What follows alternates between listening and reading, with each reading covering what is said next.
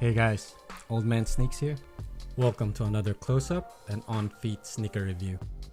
Let's take a close look at the Air Jordan 3 Racer Blue. Again, not a lot of heat on this one. I think they produced more than enough for everyone. Also, the elephant print on this is divisive.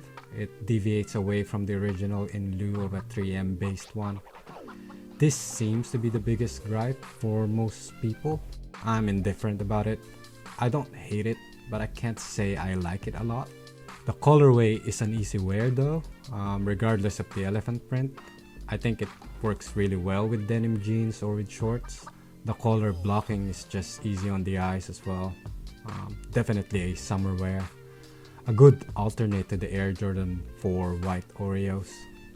Not really sure how to relace them other than using a similar blue, which is not much of an upgrade to the plain white ones. Maybe I'll try some SB round laces on them to make them pop. If you haven't already, please subscribe to my channel and follow me on Instagram.